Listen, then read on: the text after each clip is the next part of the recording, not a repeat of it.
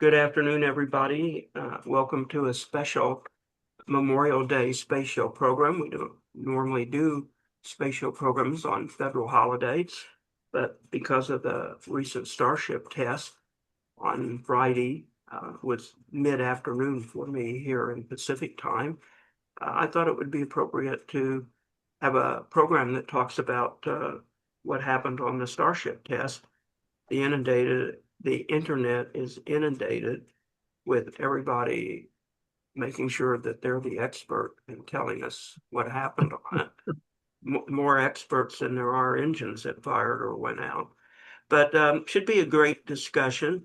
A couple of news items. Bob Zimmerman, who is this chap right here that looks like he's an aging grandfather, maybe, um, is our guest for Tuesday. And Hotel Mars is, of course, waiting for the last minute. There is no show Friday, as I explained to the advisory board. My CPA suddenly died right after tax filing, 59 years old. So everybody, Ooh. be thankful for the days that you have. And he didn't file any of his tax returns. So we're trying to see if he was well enough, and I can't get pissed at him because the guy's dead. So, I mean, what can you do? We don't know if he was able to file extensions. So, I have two interviews this coming Friday with CPAs to determine what has to be done and to beg the IRS for no penalties and interests for late filings, because none of us knew he died until the wife told us there was a funeral on May 12th. So, or I should say the widow. So Friday morning, I'm at CPA meetings to compensate for the loss of this guy. He was a great guy. I'm joking about it, but I'm sorry he's gone. But just shows you life is pretty fragile, everybody. 59. I'm 80. I know most of you here are a lot older than 59. So, treasure your time, treasure your time. And then on Sunday, May 31st is open lines. And then on Tuesday, June 2nd, John Hunt is going to tell us what's real or not real about all of this UAP and UFO stuff that is being released that to me isn't worth a damn. And until the government is willing to turn over the debris, produce the bodies, produce the technology for third-party experts to go through it and have an opinion, then I'm not going to believe a thing the government tells us. They have run the most masterful ops program for years on cover-up. Why in the hell would I believe anything they release or said now, especially since they can use AI and they can use advanced forms of Photoshop, and hell, they could have the aliens being interviewed on the space show for all I know. So everybody be skeptical, but we'll see what John has to say. So today is about StarShip, and I guess I'll lead off, and I'll ask one person, perhaps for their opinions. So let's see. Almost everyone here, except Sherry and John Jossie, have engineering backgrounds. So Jossie, I'll start with you for your breakdown on the StarShip demo flight. My breakdown? Oh, wow. Well, or your Well, analysis or your oh, conclusion or your excitement, however you want to describe it. well, I would say it was a partial success. Um, they this is the first time they've launched version 3, so there were a lot of changes in this stack. Um, so I think the and then they had the what do they call them? The Dodger Dog satellites that they launched, which was able to take videos of Starship when it was in orbit after it had been launched. So those scenes were really cool. Yeah, they I guess so. One engine out on ship.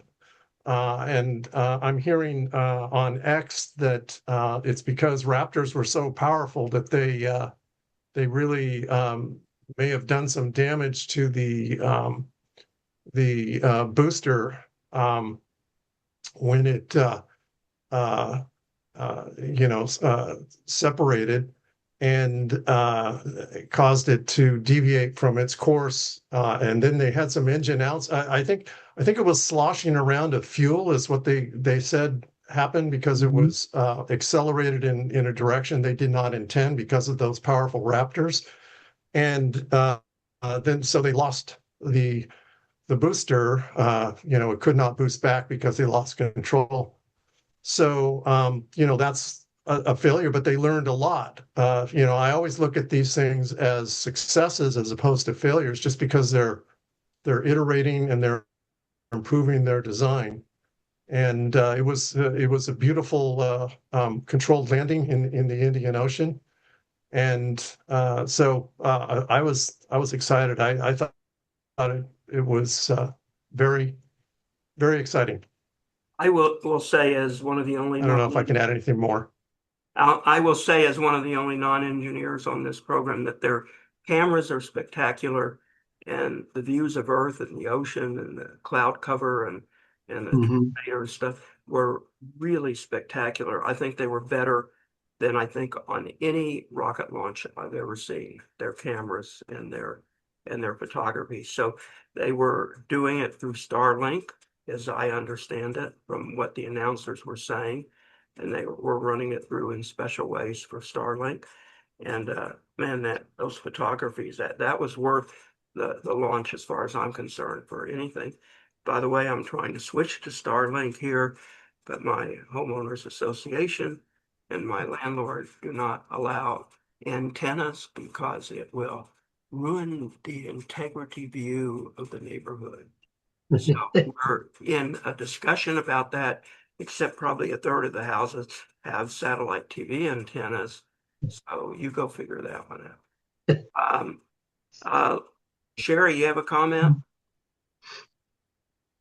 Well, yeah, I guess the thing is, I watched it through SpaceX, so I think that's who I was watching it from, and they described all of it as a success. So they thought it was a success, and certainly in the background at the headquarters there, they were all in a very celebratory manner, and I think a lot like John said, you know, they're known for learning from their mistakes. In fact, they use that. So I don't think it's a failure in any way at all. Although I can see what you're saying because I just now turned on YouTube and I'm looking and they say, "Oh, it exploded. Oh, this. Oh, this." They look at it's like little catastrophic little headlines, and then watch their little video, which I have not done. So I think and that's disappointing to me, but I guess that's just the way. I guess that's what Trump's talking about when he talks about fake news, But anyway, and then there was one other thing that I actually had such a hard time with. It took me a while to figure it out, and I'm still not sure if I got it right. And that's when they were launching the Starlinks, the little satellites. I couldn't figure out what it was. Was it that little arm going really really fast and spurting them out? Is that what was happening? I don't know. I could never figure it out for sure. So somebody in this program, please explain that to me. Somebody who does understand the mechanism by which that works. You know what I'm talking about? The little Pez thing, and then Yeah, they shot it out. I could never figure out where the satellite was, where it was coming from. Nothing. they had the stack of satellites there, Yeah. like sheets of paper, one over the other. Uh-huh. Uh, and they had this mechanism which uh, fed the lowermost satellite Uh-huh. into the ejection mechanism. Right. That pushed it out. Then the whole stack lowered again. Got you. The I will next look one. at it. I'll look at it again, and then now I know And what I'm yeah, supposed to be looking for. Yeah. Yep. That's They've been doing this since the days I would go to small set satellite conferences in Logan, Utah, and they were using, and I just simply cannot remember the name of the term for the piece of hardware that can eject the satellites as the rocket goes to where it's supposed to go. And they've been ejecting small sats, CubeSat type of small sats from the launchers. God, I must have been going to small sat in Utah maybe 20 years, 15 years. So Sherry, that process is Sherry, new. Yeah. Somebody's got a radio or something or interference, and you got to cut it off or leave the show because we're getting Sherry, Yes. if you really want to get a feel for what was going on there, go back to the SpaceX broadcast, their YouTube, not their YouTube, their Twitter, their X feed of the broadcast. It's available online. In fact, I have a link on Behind the Black, and go to the very end of it when they were getting ready to sign off. Because what they did then is they included a full sequence footage of the video that was taken by one of those final two Starlink Oh, right, cameras, and you can watch. It's on the satellite, and you Uh-huh. can watch as the satellite retreats out of the slot from Starlink, Got you. back off until you can see the whole the slot in the Starship, and you can see it as it backs off the entire Starship, and you can then see, if you watch close, you can see the payload bay door slide closed, which is really cool. And so you can get a feel of how the satellite actually ejects out the slot, and you can see Starship in the background. And so that'll help also, and that's probably one of the most spectacular pieces of footage that they did take on that particular mission. Okay, I'm going to go back and look at it. Thank you. Yeah. Yeah, AJ, what do you? Well, before I say anything about Starship, I wanted to say that this is the one of the few times we have, or maybe the most number of people here, 11. But actually, I would say that it's 13 because Bob Zimmerman has two cats in there, which are just absolutely lovely. And I just wanted to say thank you for inviting them to this. AJ, you have to understand, I did not invite them. They assigned themselves to me. The little one, the young one who's running around here causing trouble, I might have to kick her out at some point. Molly over in the corner, she'll just sit and not move during the whole show. She is not moved, but the other one, the kitten, how old are they? How old are they? Molly, the black one's about 14 years old, so she sleeps most of the time. Okay. Jazz, the tabby white one, she's now about a year old, and she's energetic still. Full of energy. Okay. I'm sorry I had to take this time, but I had to say it. Sorry. Well, And we are a pet-friendly show, so Yeah. dogs and cats are always welcome on the space show, even if they're barking. Yeah, go ahead, Doug. Yeah, I just sort of wanted to sort of the big picture. I think that this flight, IFT-12, was really critical. In other words, if I think they've had largely success, and so I'd like to get your guys' opinion about does this mean that they are on track for Artemis 3, Artemis 4, 1. But boy, there was a lot riding on this. If this, if something blew up on the first stage or the second stage, I think there would be serious questions from policymakers in Congress and the administration, even NASA, maybe even the administrator, as to whether they could SpaceX could deliver in time.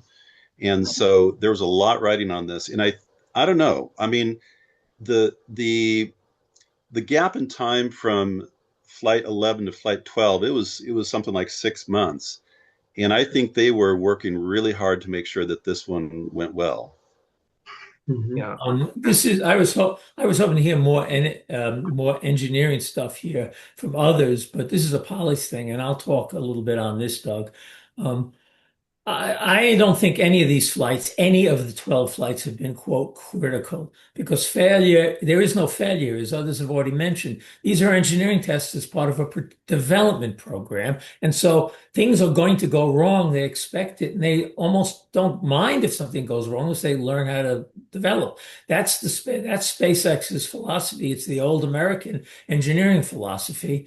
Um, as for Congress and Artemis 3 and 4, yeah, okay. So if they had had serious problems here, you would have had the blowhards in Congress yelling here and there, and the anti-Musk people yelling here and there, and you would have had some people who even support SpaceX yelling here and there. But you know what? The IPO at SpaceX is coming out, in a month to raise potentially as much as $75 billion. And they already earn 12 billion a minimum a year from Starlink. That's half of NASA's budget they earn a year, and they earn it. They don't have to beg anyone for the money. They have their own plans down the road. I don't think this is critical to SpaceX in the slightest. It might have hurt the IPO failure here. There's no, a quick explosion. Yes, it might have hurt the IPO, but I think that I don't think it would have hurt it much because people recognize this is a development program. There might be a lot of the media that don't recognize this, as Sherry noted, repeatedly over and over again. But I think the public does recognize this is development and things will go wrong. So I don't think this was critical to them at all. I don't think any of the flights were critical, like this is life and death. Better they succeed more than have problems, always. But I don't think it was critical by any means. That's my humble opinion. Hey, Bob. Let me ask you. Let me just respond to Bob. The gap between flight 1 and flight 2 was something like 31 weeks or something like that. It was more than half a year, and at that time, you had the position that just look at the frequency of flights during those initial SN flights, before the integrated flight test, and how quickly those occurred, and just how long it was taking after the first flight. And you attributed that to Obama's administration, NASA, trying to sort of slow. Biden. Well, maybe Obama. I'm sorry. I'm sorry. Yeah, Biden. But this time, there wasn't an approval issue, and yet they took almost as much amount of time. So does the gap between flight 11 and 12, does that change your thoughts in terms of the cause of the gap? Because I saw a lot of technical problems with flight 1. Well, all right. So it's always the devil's in the details. What they did between 11 and 12 was a earth-shattering, significant engineering shift. They rebuilt the launch pad. I mean, a complete rebuild and redesign. They had to make sure that involved fueling changes, tank farm changes, everything, making sure the system would work. That on top of that, they were working with new engines, and I think the Raptor 3 is the culprit for most of the problems. But I hope others will chime in. I'm not an engineer, but they also had a new ship and an upgraded booster, and so they wanted this flight to be mostly successful, and that's exactly what they got. In other words, get it into orbit, be able to do the testing in orbit they wanted to do, most of it, and bring it back and see if it gets back and does a soft splashdown. And they were able to do that, but I think they needed the time to test. This is significantly different than during those early 1, 2, and 3 flights during the Biden administration, where they clearly stated, we are ready to go. We're waiting for the FAA to retype our investigation. And Elon Musk literally said that. He said it's taking longer to do the paperwork than it is to build the rocket. They were ready. So there's a big difference here. They were not technically ready until last Friday to launch, I think. So that's the major difference here. I honestly think, and others will chime in with better information than me, but based on what I see, that we should expect launches next launch no later than 6 weeks from now, because they got the next ships in the queue, and they want to start doing regular missions. And the IPO states they want to do a 2-week refueling mission before the end of this year. And what was the other thing they said? A long-term mission before the end of the year. And there was more. So the point is that they're going for major stuff before the end of this year. So they're going to be, I think, frequent flights from here on Yeah. in. That's at least in my Yeah. perspective, the difference. Bob, I absolutely agree with your assessment that this was what they needed. They got what they needed. From the outside, it was kind of, oops, they just lost all these engines on the booster, and they lost one on the ship. But when, as you say, when we go back and think that about the fact that the arrangement of everything inside the skin on both stages was a new system fundamentally, and doing this well on something so fundamentally new, even though some components of it were obviously under test for a long time, is just almost incredible. I mean, it was too much to expect that you could start out with your next model through and through without some glitches. Mhm. So I think they did fantastically well, and the heat shield result was particularly something that I think is absolutely critical, and was passed with flying colors.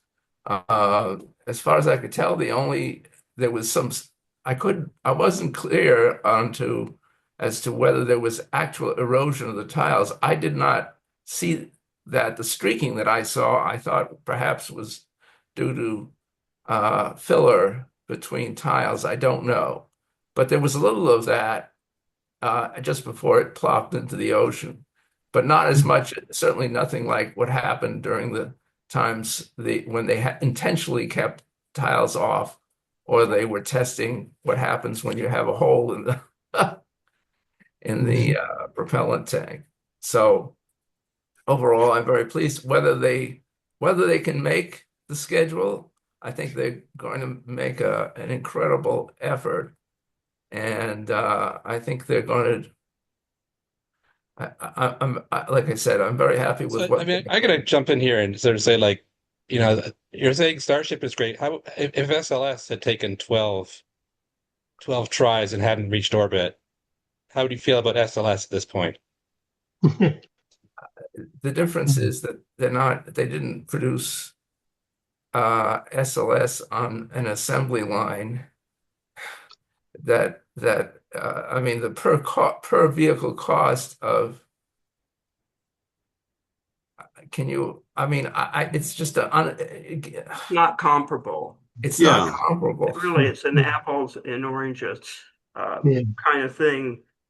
I mean, Phil, what I would say to this, Phil, the is features of it, it's just not a comparable comparison. Phil, what I would say to this is if SLS had been able to do it on an assembly line basis and done 12 launches in about, was it 5 years to do testing, to learn how to do things unmanned as they're trying to develop the rocket and do it at a cost we could afford, I'd be as thrilled as I am now about Starship and Super Heavy. But that's, of course, as David just said, they're apples and oranges. This is not the same thing. It's not the same. Marshall, go ahead. Yeah. You had your hand I up. was going to point out that the version 2 was something like the Model T of Starship.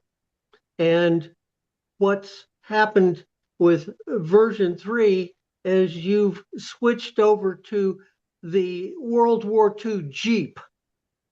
And, it's a huge comparison. The Model T was like 40 horsepower and, clunked along, and, and the Jeep basically was drive anywhere, drive crazy, don't worry about it, and keep go, go, go. We're just on that switch over in technology. And once you make it, hopefully we get the next version is going to be a Cadillac. I know that AJ has his hand up, but Phil, I also wanted to sort of join with the others. If NASA with SLS, if they took 12 tries to do, I mean, getting closer and closer to full reusability, if they had caught SLS in the arms of the launch tower, if they were doing pinpoint landings of the upper stage, I think we would all be wildly delighted and praising SLS. But it's apples and oranges. Not, Yeah. yeah. AJ, go ahead. Uh, I think it was a partial success also, and I kind of agree with Phil to some extent. But getting back to there's a video by Scott Manley, which is very good about when what happened with the first stage, the booster stage.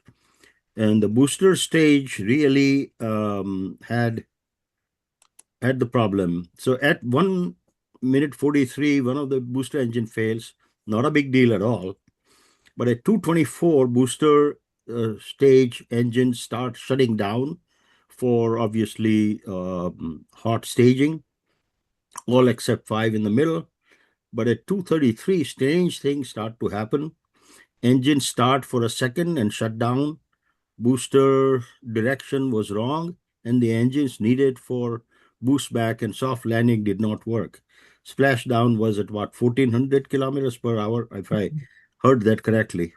So there is fair amount of problem with this if you are going to use this, and if it doesn't work reliably for refueling for going to the moon, that you still require whatever number it is, a 5 to 12, let's say. So that reliability is a big problem, obviously, and if the first stage is destroyed, that's a cost also is a problem. So I think that but the second stage, Starship, was very successful, and it was and you look at the tiles and all that kind of. So there is, I would say it's a split decision in my thinking mind. Over. So guys, again, I'm not an engineer, so take it for what it's worth. Maybe it's even more valuable than what the engineers say. But from what I understand, all of this is brand new. And SpaceX's philosophy is launch, destruct, fix, launch, destruct, fix, launch, destruct, fix. So to say that they've got a reliability problem with an entirely new system when something doesn't work for the first time is bullshit. If it doesn't work on the second or third time, maybe they do have a reliability or a design or a quality control problem. But they're supposed to see what breaks on a brand new system on the first time. And they had things that broke and that didn't work. And that is part and parcel the methodology SpaceX uses for design, test, and going forward. I would say you'd have to really parse your words carefully. I don't think they have a reliability problem unless they can't fix it. And then maybe they have a quality control or a design problem. David, I want to insert quickly. We should all try to remember the first Starship Super Heavy test flight, because it had lots of engines go out on the Super Heavy, Right. and I think the Starship had the similar problems. I actually can't remember what happened with Starship on that particular flight, but they had similar engine issues. And what happened on the next flight? They didn't have any of those engine issues. They all worked pretty much. That's how I remember Yeah, it. so There might be some details. So this is just that first flight with Raptor 3. They're learning Raptor 3. It's a major shift in engine. let's just reserve your words carefully. I don't think they have a problem unless they can't fix it. And we'll find that out on the next flight. Doug? If I may, go ahead. since you brought up this thing that I was talking about, they have done this hot staging and separation many times. So this is really not completely new as It far is as that's new. concerned. It is No. new. It is No, new because somewhat. it's not a reusable hot stage into stage. It was right. part of it. And the Raptor engine is a significantly different engine with greater power, and it functions differently. And so there's no surprise that they had surprises here. There's I, difference. It wasn't the Okay. same. Doug, do you want to jump in? I know you got your hand up. Yeah, this is actually a reply earlier to what Charles said. I've got a picture here. It actually shows a hole. This is flight 12. It's actually a hole in the tile, and there's actually a stream of gas coming out. And so there was actually a puncture through the body. So they've still got stuff to work out, but the nature of the development program. What's that? I hadn't seen that mentioned anywhere before. Yeah. That Well, before. Was that intentional? Was that intentional? No, they did not remove any tiles this time around. That's my understanding. Yeah. Was that a hole What's in your the body? source? Where's the source of that picture? Well, this is the SpaceX feed. Okay. I just did a screen capture at I saw it and I took a screen capture. About when is that in the time? Do you remember? Oh, they're coming down in the clouds. So this is this is in the last 15 minutes or so, 10 minutes? last 5 minutes, less Okay. probably. Okay. Yeah. Just want to go look. That's all. Yeah, I'm a little. There's something about the engine situation that I find a little confusing here. About John was saying that there was some discussion of perhaps the exhaust from the second stage impinging on the first stage, threw the first stage off. Unpredicted in an unpredicted way, Yeah. and thus True. caused sloshing, which kept the engines from firing. Now,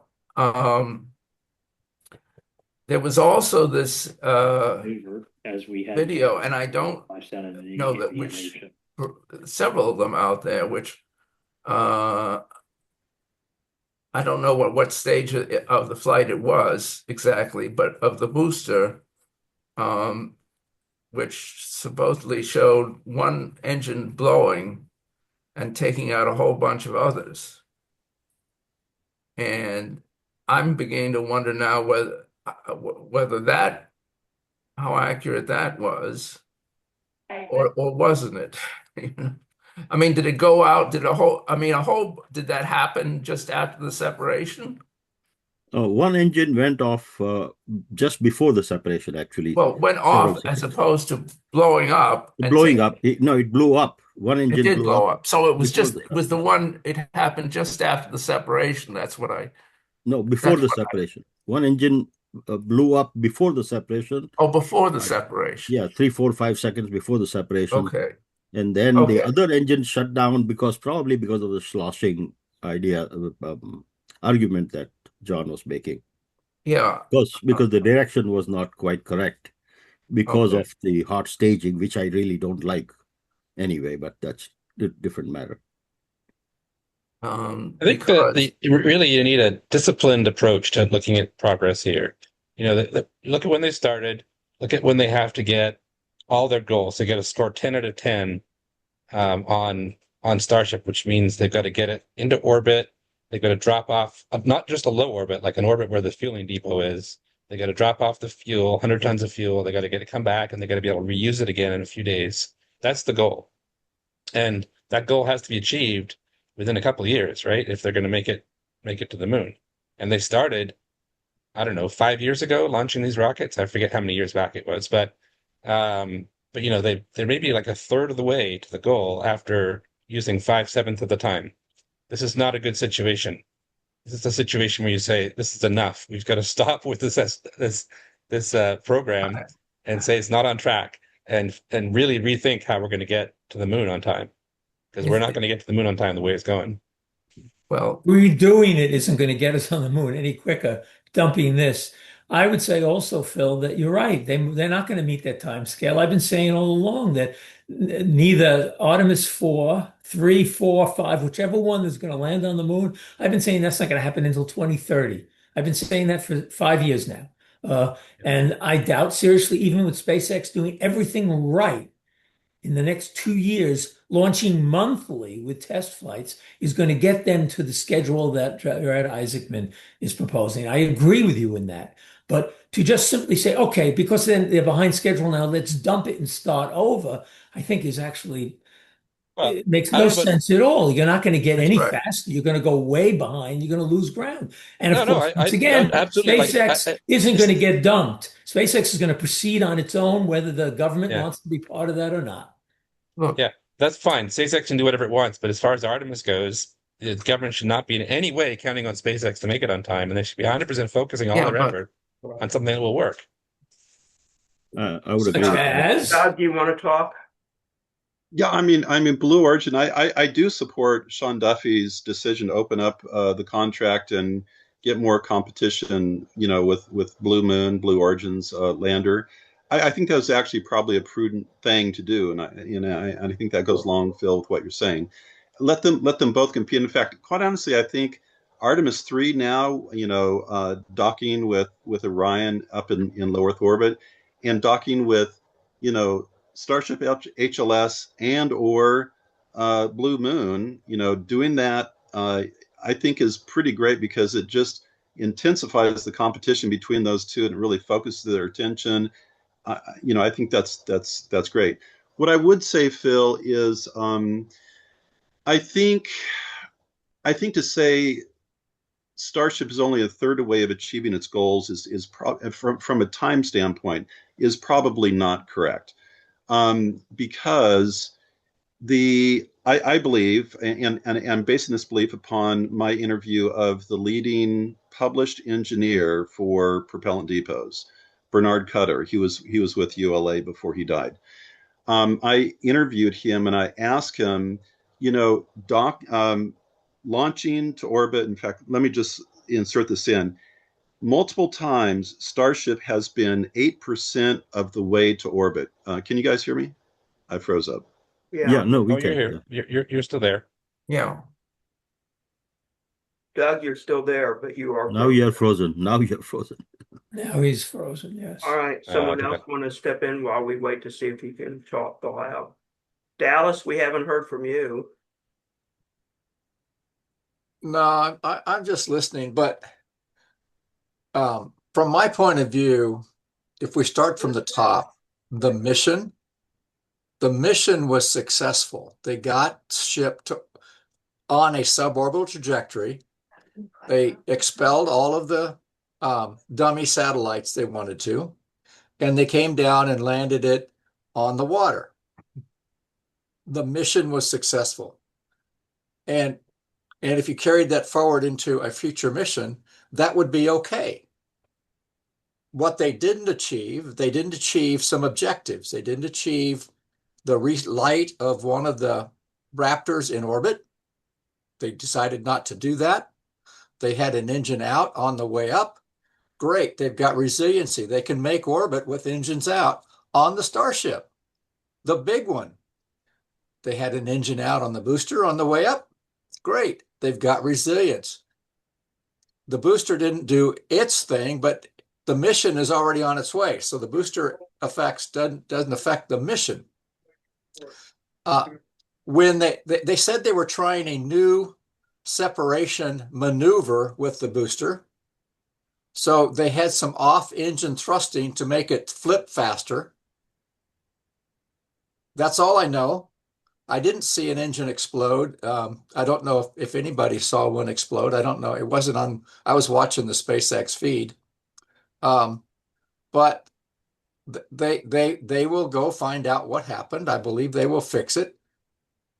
Whether they fix everything by the second flight, maybe not. By the third flight, hopefully so. And until they can start repeating things successfully, we really can't say they have a problem.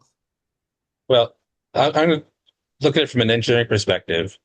They've been able to get a certain amount of mass into an almost orbit. And like that mass seems to be the mass of the upper stage plus a little bit of fuel retained for a landing burn, but very little payload. They've got a few dummy satellites. That number, the amount of mass they can get into orbit, and actually the orbit of a propellant depot is a very important number. Let's suppose they were trying to go for the propellant depot orbit and they wanted to circularize it.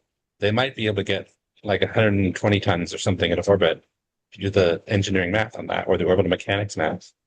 To get 100 tons, they've got to take that number and turn 100 tons of it into payload, which means the ship ends up being like 20 tons or something. I Now, don't this think math, I don't care what the mass is of the stage or what they target their payload is. They were targeting a suborbital trajectory. I don't know what they can put into orbit because they haven't done it, but they were Exactly. targeting a suborbital trajectory. So it's not the limit of the vehicle that's causing them to fly suborbitally. It's the plan. well, the problem is that they have to prove they can get 100 tons in orbit plus the mass of the Starship, and they haven't come even close to proving that. And they keep doing tests that don't prove that. They They keep haven't doing these suborbital flights that do not prove they can get 100 tons plus the Starship into orbit. They're because not on track by a long shot. They want it to work before they get to orbit, so they're trying. right. They're not planning to do that yet. Well, they're doing things that they can do, but do not meet the goals of the program. That's the problem. But The point is every that flight is not whose showing goals us they are can you meet the goals of the talking? program. I'd like to point out that the dummy satellites that they put out weighed about 2 tons each. So for 40 of them, they were carrying 40 tons right there. How do you know they weigh 2 tons each? They said it on the. Said that on the telecast? Yes. Yeah. So they said they got 40 tons And into then almost they orbit. had 2 more. They called them Dodgers, I think. Yeah. Yeah, After that, the and Dodger I don't know dogs. what the weight of those were, but they are moving up their tonnage, and I think the real question comes in is when are they going to do their orbital, and will it be test flight 13 or will it be test flight 14? And then the big milestone is the double catch. You catch the booster, you catch the Starship, and show that you have a completely reusable system. And boy, I don't think they're going to do it on 13 because the booster landed so hard, which means they got to prove that that works, because you don't want the booster landing on the tower and not do it exactly right. So they need to Well, demonstrate that. it wouldn't even So get that shows back. it's at least 14, and they may have to do it twice. So maybe test flight 15 that's going to get the orbital thing done and kick the tonnage up to at least 80 or 90 tons. And then you're getting pretty close to redesign for the big refill of a fuel station. So you're talking next 3 flights. But I just did a search on, and the answer I got was that they did 16 to 17 tons of total satellites released onto the suborbital trajectory, not 2 tons per satellite. Because if there's 22 tons, 22 satellites were released. I could have misinterpreted, because I think they said the Starlink version 3 is designed to be about 2 tons. That could be, yeah, it could be a future satellite. Designed to be, and what they actually shoved out may have been different. You got me there. They were Yeah, mass simulators. They were of supposed the to right be. mass for for that version. So that's why I said 2 tons. Yeah. So my source said 17 or so tons, but I'm not sure I can trust that source either. So I just want to clarify for the audience that I don't know if that Google search returned good data. We need to send a nasty gram to SpaceX and have them clarify. Yeah. I would like Doug to finish what he was saying before about refueling, now that he's returned to the real world here. Yeah. Hey, thanks, Bob. I apologize for that. That's better than- Yeah, so I interviewed this, what I think reasonably is considered the leading research engineer, the lead published engineer on the topic of propellant depots. And I asked him, I said, look, I mean, docking's been done a lot. Storage of cryogenic propellants, crowd coolers have been demonstrated with similar thermodynamic situation labs. Docking and transfer of propellant has been done by Progress forever. And then connection of cryogenic propellant and passing it through. I didn't know about this, but Bernard Cutter said that that's been demonstrated in the lab. And so it's sort of like, his point was, everything's been done, whether in orbit or in the lab. All that remains to be done is to integrate them together and just to do it. And I asked him, I said, what's your estimate? I mean, this is a guy with a lot of experience. He's, again, probably the leading researcher on the topic. I said, what's your prediction on the probability of success of docking, connecting, and transfer on the very first attempt? He says he thinks it would be at least 50% chance. And I said, what about on the second attempt? He says, close to 100%. My point is that you can't just take a look and say, okay, the Starship, which is highly complex, and those engines are probably the most challenging thing in the entire program. You can't just say because it's taken this long to get through the hardest things that predicts we're only like a third of the way through in time for the completion of the program, and that the steps going further are going to be difficult and challenging. I mean, don't forget supersonic retropropulsion. NASA had a whole program to Right. develop and test it, and the SpaceX just tried it and it worked on the first attempt. And so, we got to keep an open mind in terms of, what's possible in the future, what's probable in the future. I will just mention one thing, which is that Progress has done fuel transfer, but that's all with storable fuel, not hypergolic fuel. Like you mean cryogenic fuel? Cryogenic fuel, yeah. Hypergolic, same as cryogenic. I mean, well, so they've not done that with that. NASA paid SpaceX. They've already completed in IFT 10, I think it was. They've actually transferred cryogenic propellant from one tank to another. I don't know if it was from a main tank to a head or whatnot, but that has already been demonstrated. On ground? No, in orbit during IFT 10 or something like that. And yep, I agree. And quite honestly, that was a pretty easy thing to do. You just do an ullage burn or whatever, and then to start the pumps. Wasn't that difficult. Easy money, in my opinion. And I'm surprised anybody thought burning engines on the way down would be a problem. I also and Doug, you might have better information, or someone else might, but I'm under the impression that both the Russians and the Americans on the various space stations and on the shuttle have done a variety of fueling and refueling tests using all kinds of fuel, not just hypergolic. That's my understanding. I could be wrong on that. I'd be curious. No hypergolic, just N2O4 and the storable fuel. There was a Glenn experiment on the shuttle bay that was a cryo demonstration. Okay, I thought so. And there was a cryo on I think on station.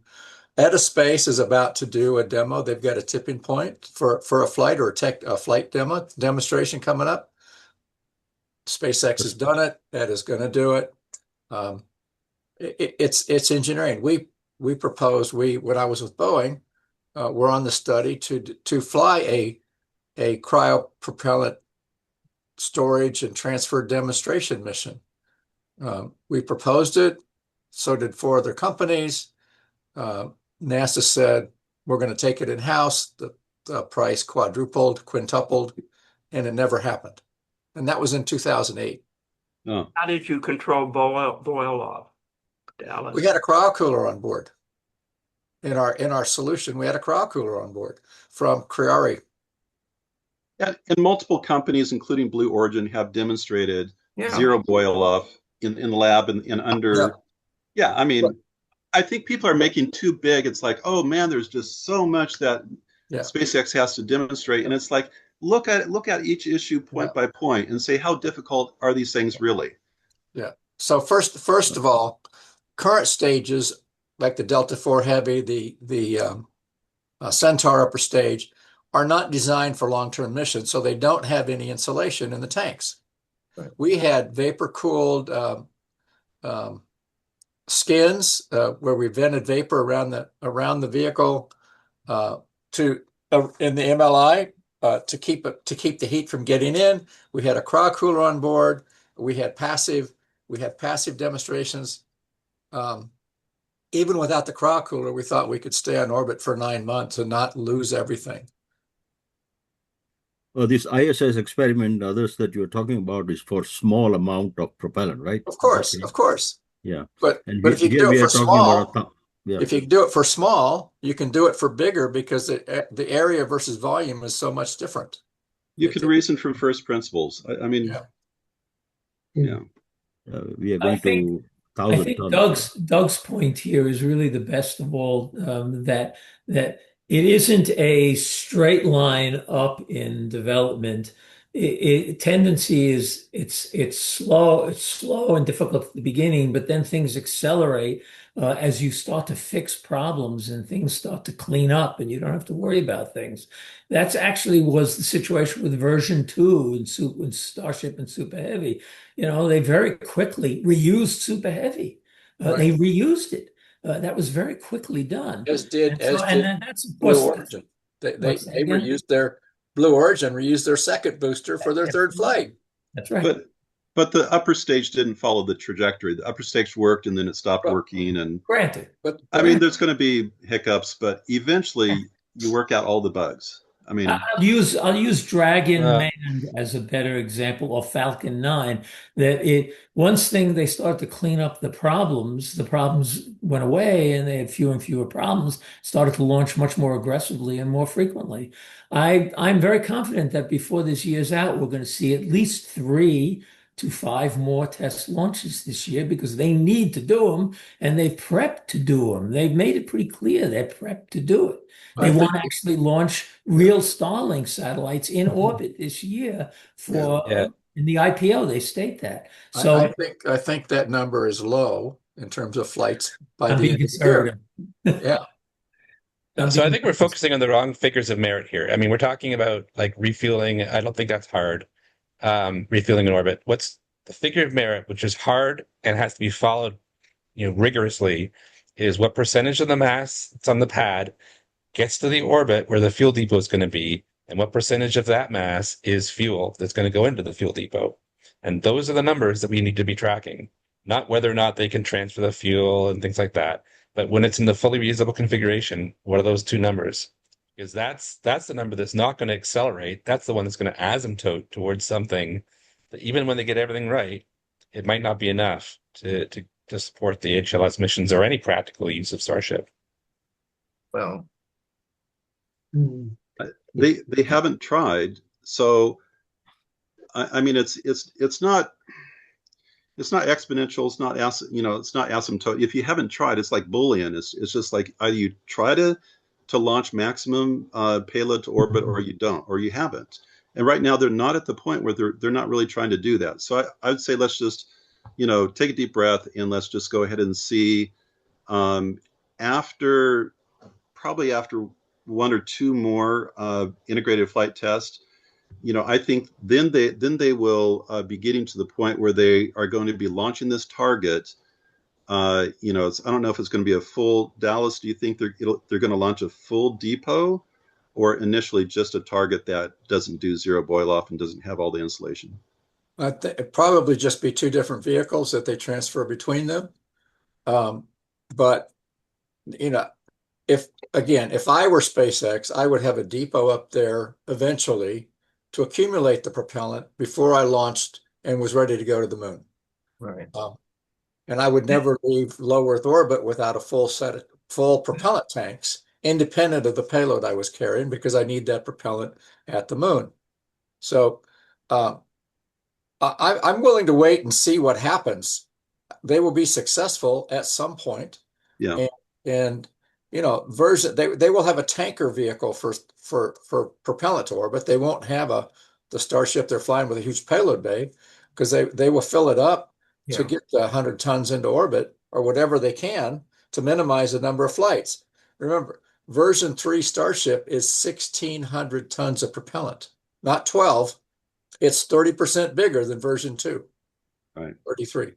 2 points. One, SpaceX has said what it wants to do in that first refueling mission. They actually outlined the mission, and they hope to do it this year, where they would send up a Starship that would stay up for several weeks, follow with a second Starship to fly, dock, and do fueling tests. So it's a several-week mission involving two different launches. That's what they've said they want to do, and they've said they want to do it this year. Whether they do or not's a question mark. And this goes back to your concerns, Phil. And what Doug said is valid, and what Sean Duffy did was valid. There's no harm in having competition and having more than one company competing for this. I personally don't see anyone beating SpaceX to this right now, but that doesn't mean the Blue Origin can't. Blue Origin could if it started to work at the pace that SpaceX does. It just hasn't. I keep begging it to. And But Blue Origin is going to have to do the same thing. we need both. Right. They're going to have to transfer propellant. Their transporter probably holds 160 to 170 tons of LOX hydrogen. To put 100 tons into the lunar vicinity. So, they're going to have to do that before they get to the moon. So isn't Blue Origin talking about a Blue Moon version 1.5 and talking about using an approach that doesn't require refueling? In other words, I can imagine, I don't know that it will happen, but I could imagine Blue Origin using a more simplified architecture in the near term, in the short term, whereas SpaceX really is trying to develop a Mars rocket and repurposing it for the moon. Yeah, I don't know what Blue Origin's plans are. Their Mark 1 is going up this year, which is a single launch to land on the moon with 3 tons. But the HLS is going to require about 40 tons of propellant at the gateway to go down to the moon and come back up. And you got to get that to the moon. And you got to get your HLS to the moon, which can fly itself there, by the way. So Gateway is no longer in the game. lunar vicinity. Lunar vicinity. Wherever they go, it's going to be in an orbit about the moon, whether it's L1, L2, Gateway, NRHO, or I doubt it will be low lunar orbit because that's even more expensive delta V wise. Right. So I like the email one. Actually, it's less expensive. Hold on. Bill, you've been suddenly catapulted to head of NASA. Jared is out. You don't like Starship. You think it's an impossibility. What's your new plan? Give us your optional plan to replace Starship and all of this Artemis stuff instead of just criticizing Starship. What would you do? What is available to you? I think if I was in Jared's shoes, I would immediately go back to the model of, and NASA engineers design the lander, the optimal landing system. Let him and then you assign the contracts to whoever bids the lowest or best on them. So it could be like Boeing, Northrop Grumman, SpaceX, or Blue Origin, or any of these companies that can make a lander. But we'd be making a lander that would be designed by Boeing and by NASA engineers and probably fabricated by some commercial enterprise.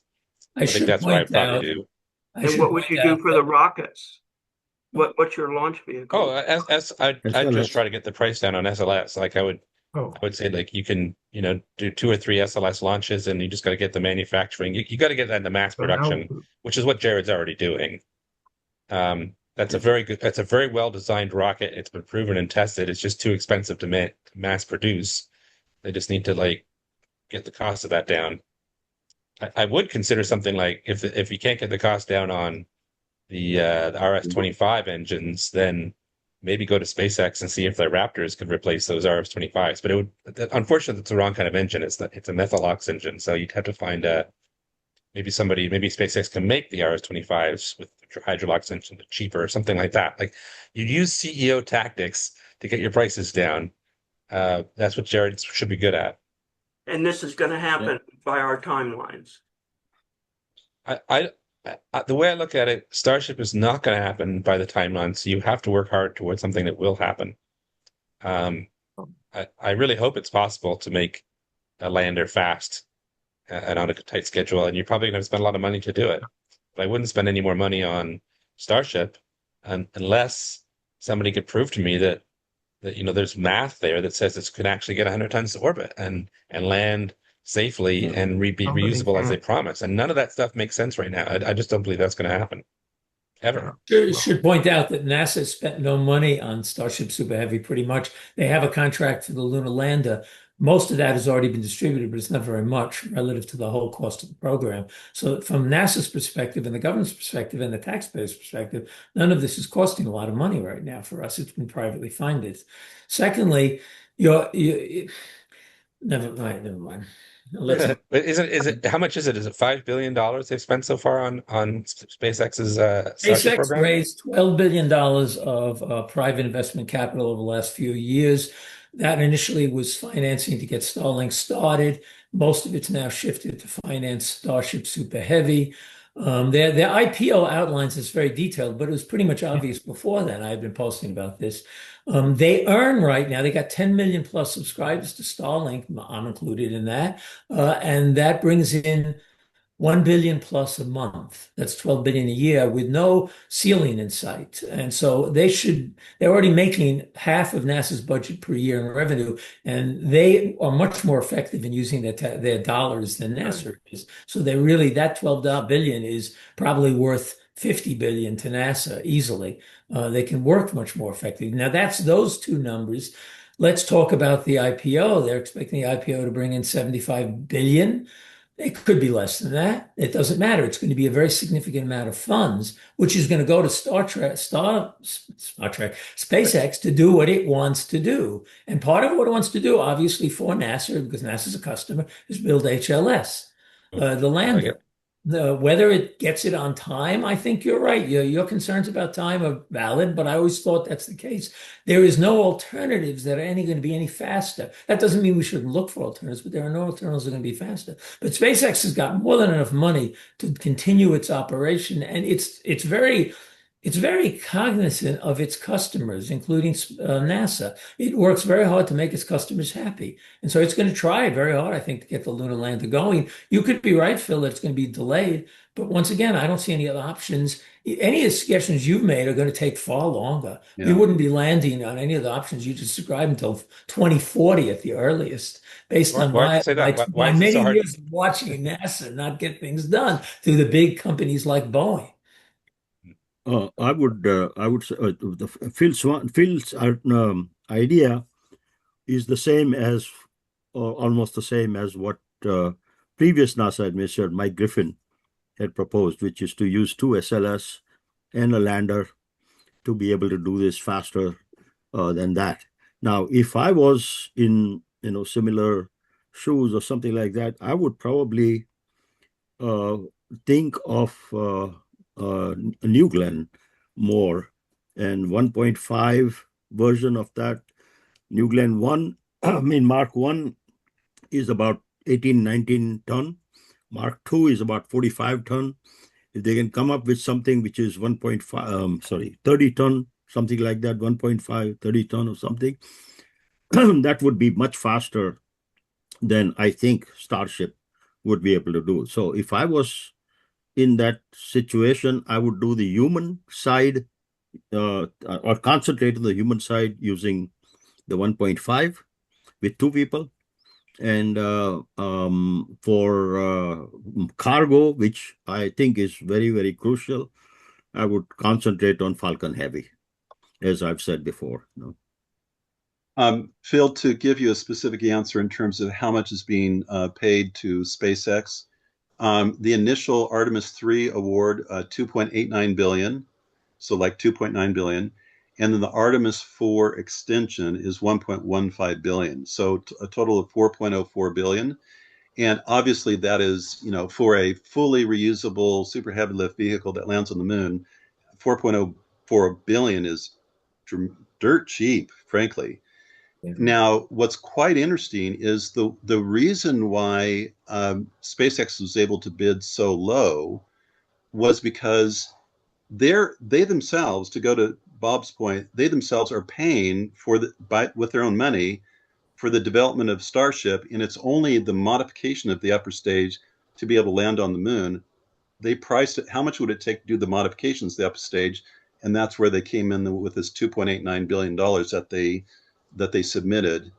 And so NASA is getting a real bargain here because they're going with companies that are self-funding and just getting them to do landers that meet the goal, meet the I mean, I agree requirements. it's a bargain, but it's a bargain. It's only a bargain if they actually can deliver Yeah, actually, what True. can NASA work. needs on time, You and that, consider to my mind, doesn't happening from an engineering perspective.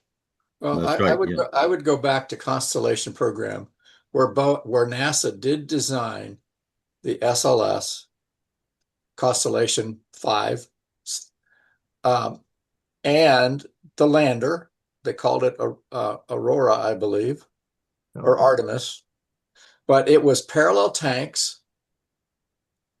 It used the lander engines to get into low Earth orbit. It put 18 tons total on the moon, maybe 2 astronauts. It had an ascent stage. And Boeing's analysis, and I worked at Boeing at the time, but I wasn't on it. But Boeing's analysis was that design would not survive the vibration loads of the launch because it was a bunch of lattice work and parallel tanks. And so Boeing's solution was a single tank for hydrogen, a single tank for oxygen, a different, more rigid solution, but still, it was a limited capability. It wasn't what we're trying to do with Artemis today, nor anywhere close to what the HLS capabilities are from either Blue Origin or SpaceX. And NASA also designed the SLS, and Boeing is building their design, which is one of the issues with the program, and why it took I so should long to point get out from design to build. one of the, I'm hearing a lot of suggestions about let's reconfigure SLS. We can make it this way. Let's get NASA to design things. Let's use what we have to improvise something that'll be much faster. But I'll go back to 2011 when all the space people in the various big space companies said, hey, if we use the shuttle engines and shuttle segments and we put that together quickly with SLS, we'll get that launched much faster. And here we are, 16 years later, and we've launched only twice. And the engines aren't the same, and the solids aren't the same. But the point I'm Solids just are making is that right. No, we tried that path. we need to. I like the idea of asking a lot of companies to come up with ideas, bid on contracts, compete to see who can get the job done first, and stick with that for as long as possible to see whether they succeed. You can't dump Starship at this stage. We don't know. And that doesn't mean you can't make Blue Origin an option. They can. I wish they would compete and become an option. That's my fondest prayer. Because if your concerns are right, then having options are necessary. But at this moment in time, you can't just dump what we're doing and switch immediately tracks to some other combination, asking Boeing and Northrop Grumman. I should point out in Northrop Grumman that NASA, that today there's a Space News article. I posted on Behind the Black a link with some analysis. NASA has essentially given up entirely on Starliner. It has announced it is extending its contract with Dragon and SpaceX through 2030 additional launches. It's basically not going to use Starliner at all. That makes Starliner at Boeing a poster child for an example of how the big space companies have been a failure for the last few decades. Perfect poster Well, child. I agree with you on that, Rob. I think that giving these advanced projects to commercial entities is a mistake in all respects. I think NASA has a track record of building rockets and launching them right the first time. They've got that No, they discipline. don't. Now they No, might they have don't. lost it, That's wrong. but the space shuttle Absolutely was not. launched the first time with humans on it and went to orbit, and SLS was launched the first time and it was successful. And so, like when But NASA NASA engineers didn't build it. focus NASA on did it, not build it. no, but they NASA designed did it not. and they No, they stayed did right on not. top of it. No, they did not design it. The SLS. They had a concept, but the design came from the company that built it, which was Rockwell. And the design, by the way, was the concept came from the Congress for SLS. Came from OMB. Yeah. Well, metaphorically. Nevertheless, whatever they did it right. It worked. It was expensive they though. did it I mean, wrong. you can Point. it either works or it's cheap, kind of like or No, fast. I guess are the I three don't choices, believe right? Yeah, Look, Boeing, I mean, NASA was the system integrator for the shuttle, but uh, Utah company built the solids, Lockheed Martin built the tank, Rockwell built the orbiter, and NASA operated it. Well, NASA was the architect of the thing too, wasn't it? They were. That's why that system integrator, same thing. Yeah. Yeah. NASA also was very much involved in designing of the constellation, which became SLS. Because I know that Mike Griffin was very much involved in that at that time. Between 2005 and nine. Basic. Guys, Uh, I And have that design was given to Boeing to build.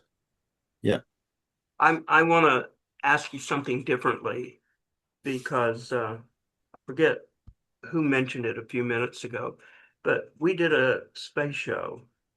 Actually, I've done several of them, but the one that stands out in my mind was maybe 6 weeks ago with James Van Laach, who was on the Artemis team and part of the safety part of engineering. And he resigned because he was so appalled at the safety breaches, he would have no part of it, and that management was not interested in listening to him and to others that were sort of whistleblowers. And he is very worried about the safety part, especially when they get to human space flights. And he is an engineer. He's a human spaceflight engineer. He has the credentials. You can look him up about 6 weeks ago on the show.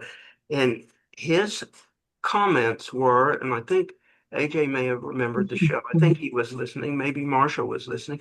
He said that when you have complex engineering that includes humans like this, you have to have continuity in how the different systems and components work and how they're going to work with one another. And what NASA did was abandon continuity and systems design because they gave this to a commercial company, that to another commercial company, this to another one, and there is no cohesive systems engineering to bring it all together and to work with synergy. And he says this is a huge safety risk for human spaceflight. And I don't know if it was Marshall or AJ or someone else who was listening to that show with me. There were about 10 people on that show, and we're asking questions. And again, unfortunately, I'm not the engineer. As the book says, everything I learned about engineering, I learned from the space show. I'm paraphrasing it book by another title, but that wouldn't get me to take the first quarter's semester pop quiz and pass it in engineering 1A in undergraduate school. So, what's the story on you got a commercial company doing this, this, and this, but there really isn't any systems cohesiveness of the whole system. And he's was so concerned about the safety, and they're dismissing his concerns that he resigned for the program, wrote a book about it, and he's was out on the lecture field, and I think we were fortunate to have him on the show. Any of you guys who know systems engineering, maybe you don't know human engineering because you never worked on a human problem. Marshall, did you hear that program? Do you remember? Well, one of the things I'd like to put in right here, and this is from the software point of view, is the place that you find most of the bugs in any system is where you have an interface between maybe it's company A, company B, it could be programmer A and programmer B. You have to come in there and make sure that the interface between the parts is tested thoroughly, because that's where most of the bugs come in, because you have errors in human communication. And it's if you're talking about something like SLS, yeah, you've got a huge interface problem. Now you talk about something even more massively huge and problematic. Take the new I think it's 14.5 Tesla self-driving software. they have little glitches, and they have spent years debugging it and getting everything to fit together and work together. That's part of engineering. Just like Zimmerman says, you got to test, test, test, and test. And yes, the bugs, if you keep looking at them and tracking them, historically in software engineering, it's 90% of the bugs is every place you have an interface. So he said that without a unified design like they had in Apollo, even though they contracted to the commercial companies, they all had to comply to be part of a unified design. Does not exist for Artemis, and this is why it is so vulnerable safety-wise. True or David, false? And Help me out here. yeah, That's quite true. often when you have several different companies doing things, you have a black box test at an interface to make sure that they both work correctly. And that going off and writing a big, huge test program to test the interface to make sure it works right. And you always have it done by a third party who hasn't, who is taking a fresh look on both sides. So is this a risk for Artemis in the fact that there is no unified sort of NASA common denominator, and this commercial's doing this, and this lunar lander is going to be made by this one, and we don't know which one we're going to use, and this and that and the other? Yeah. That's a big David, risk. I want to. I'm sorry. Wait a minute, let Marshall finish.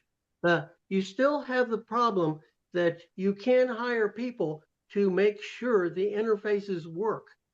Now, if you don't hire good people to check the interfaces and to make sure that they work properly, you haven't got anything. Now, if you come in there and get really good people to check the interfaces, you're going to cut down the problems greatly, but it very rarely eliminates them. AJ, you want to comment? Because I think you were part of that show. I wanted to say that I've been doing system engineering since '88, actually. And because of the hypersonic scramjets and other vehicles that we design, it is absolutely necessary for all different parts to communicate with each other, because any part, say, for example, even the landing gear weight or anything else, ISP, for the propulsion system. So there is propulsion system in the scramjet that also has to work together with the external surface, with the drag, with all of those things. And all of that system engineering is combined together through a software. That kind of work is being done quite a lot for a long time, actually, system engineering work. So it is not really a big something new in this world. That system engineering of combining different parts and all of that for rockets. I mean, for hypersonic vehicle, we've been doing that. We have actually developed a program here, hypersonic system integrated design environment that does all of that together. So it is possible, and it's being done for a long time. So I'm not really too concerned about it, but it is still possible to have problems. Or it used to be that different companies would be doing different parts. Like one company would be doing the propulsion part of the scramjet. One company would be doing the weight part. One company would be doing the heating part. So all of those things combined together, where it goes backward and forward system. That's a code called System Integrated Design Environment that we wrote and developed. That kind of a thing is being done for a long time. We've been doing this for the last 15 years. So at least, and I'm sure that NASA is managing, is that way also. So basically NASA would manage that. Bob, Yeah, you I think want to say something? oh, Sorry, Oh, who's speaking? Let's. Bob, I was go going to ahead. speak, but All right, Dave so interrupted me. I want to, a lot of discussion here about interfaces and system management, and what you said, David, your guest talked about the no overriding system at Artemis.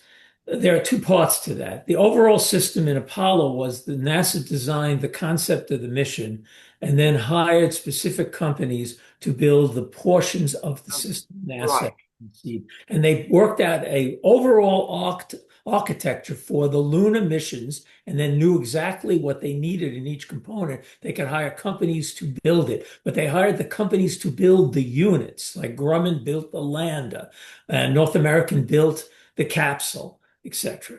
With Artemis, there was no overall architecture at all. It was improvised because it was a Senate launch system that had no mission, and then NASA had to improvise a mission. And so that's what they've been doing. They've been improvising. So that's the first thing about overall architecture, the good and the bad, when you do it right or wrong. The second part of this is ownership. I made this point in my 2017 policy paper that I think NASA and Trump in the first administration took to heart. It was distributed, I know, in Washington extensively. Ownership. One of the ways you eliminate those interfaces, or at least reduce the threat of the interfaces, is you have something built by a single company. Grumman built the lander. All right. It had an interface with the Apollo capsule, but that was the only real major interface. Grumman built it, all parts of it. Same thing with the capsule, same with the rocket. In the case of Starship, it's owned by the company to build. New Glenn and Blue Moon are owned by Blue Origin to build. They have interfaces. They've got to interface with other parts of NASA's Rube Goldberg Artemis program, sadly, but they are owned by them. Similarly with other rockets like Stoke Space and Relativity and Firefly and Rocket Lab. They own their rockets. They build their rockets. They build the components that go on their rockets for various different things. And so you got ownership, which reduces the interface issues within the companies. Many of these companies are all going to vertical integration, like SpaceX, to reduce those interfaces outside of their company to reduce the problem. So this gets back to NASA and the future of Artemis. The worst thing NASA could do right now is to increase the number of interfaces and companies involved with different small components. You don't ask someone to build side boosters and someone to build it. That would be a mistake. You have to consolidate, and ownership is the thing. And one of the advantages of the ownership issue is that if SpaceX builds its Starship for NASA, it will own Starship. NASA won't own it like it does SLS. SpaceX will own it. They can sell it to others, make money from it. And that applies to all the rockets involved and all the lunar landers. Same with Blue Origin. They will own their lander and they can sell it for other purposes if they wish. This applies to the space stations being developed right now as well. So this gets back to what you said, David.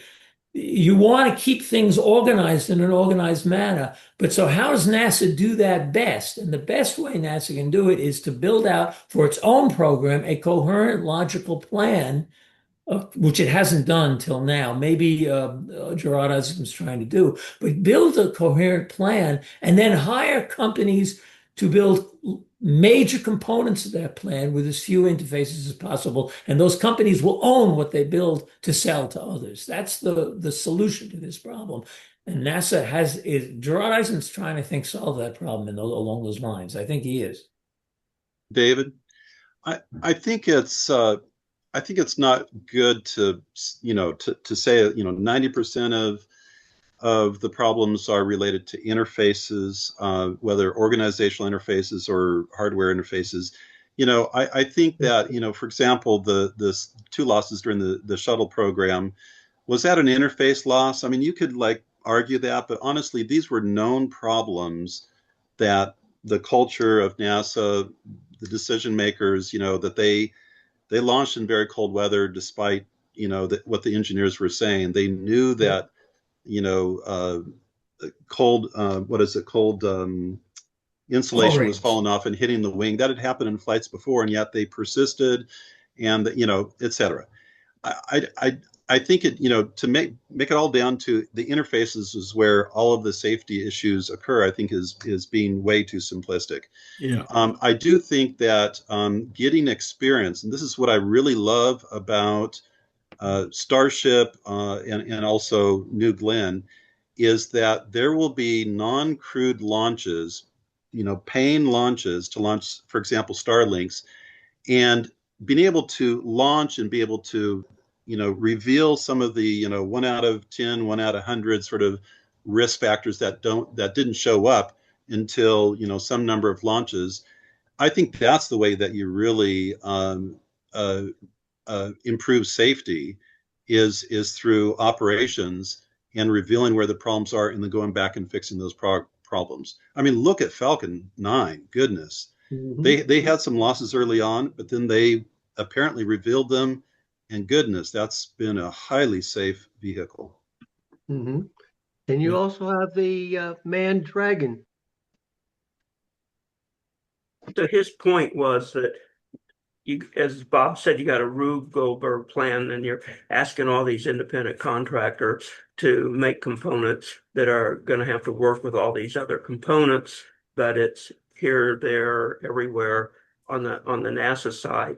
And a much better plan would have been NASA to do something like Apollo, even if they're using the commercial providers, where it wasn't so disconnected and Rube Goldberg. And he was appalled, and he thinks it's a huge human safety flight risk. So he resigned. So all I'm doing is summarizing, probably poorly, whether it's a cast safety on the space show program.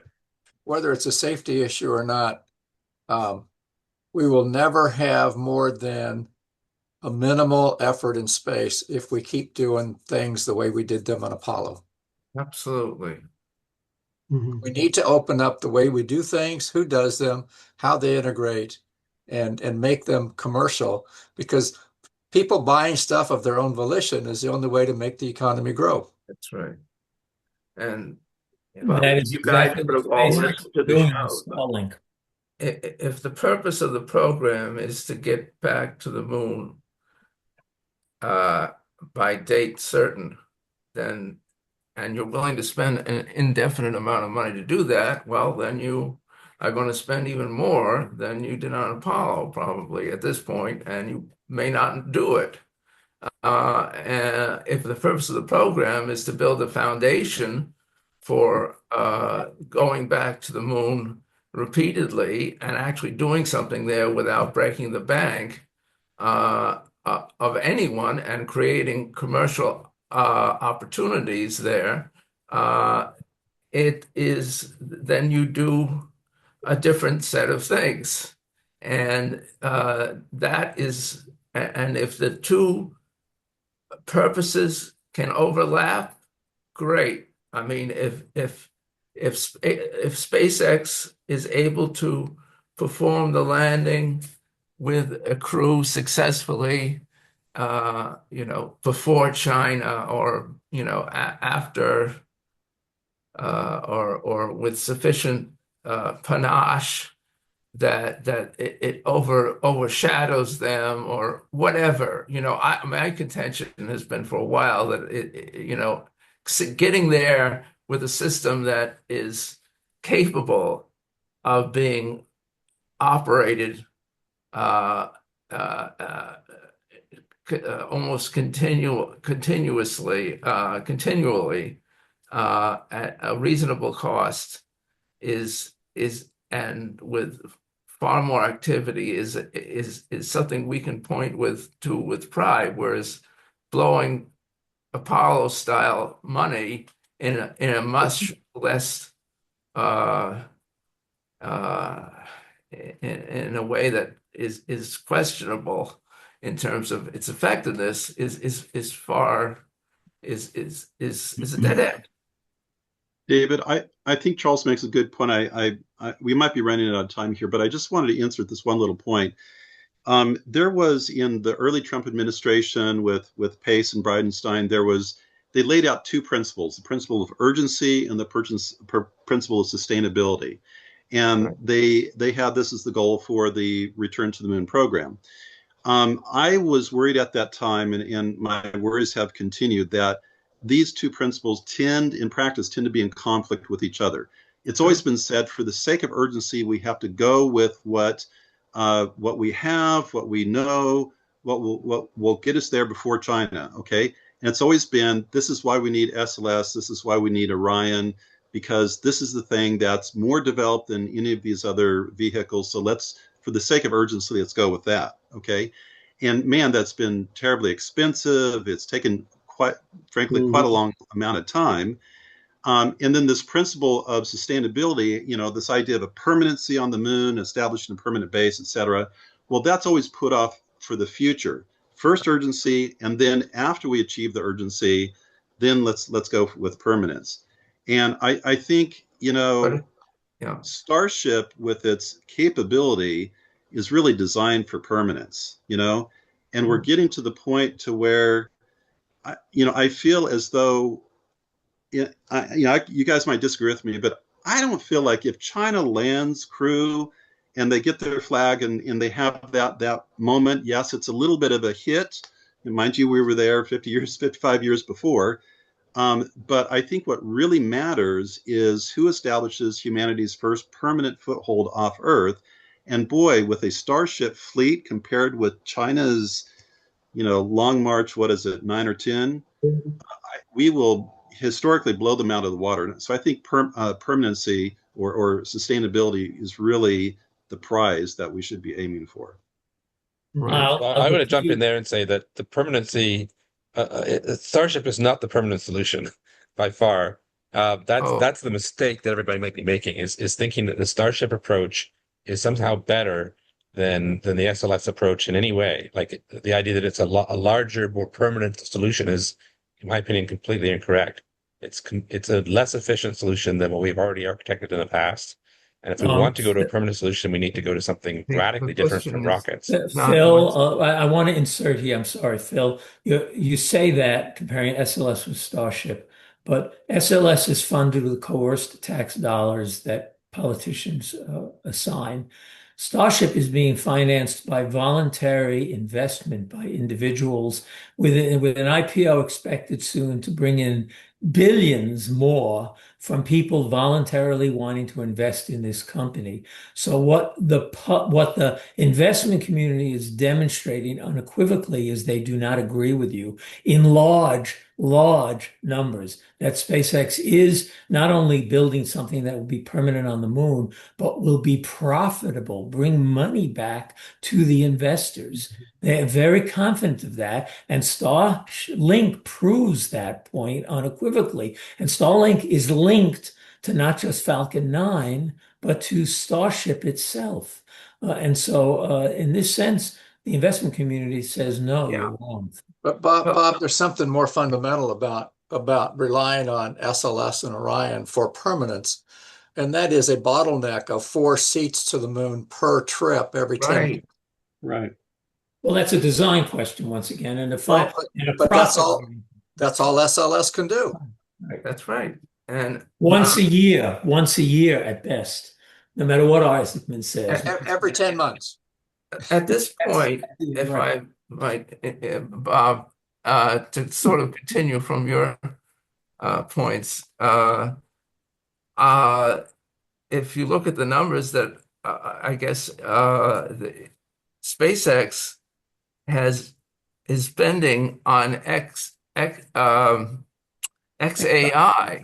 far more than on Starship, like a factor of 10.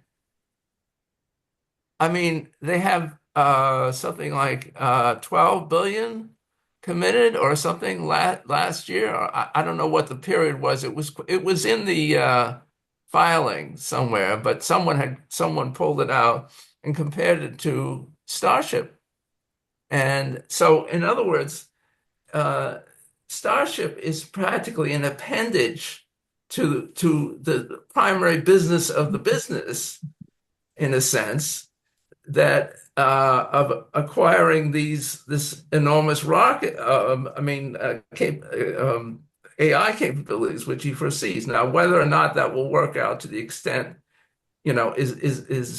still remains a question in my mind. But I mean, that's where you're finding that,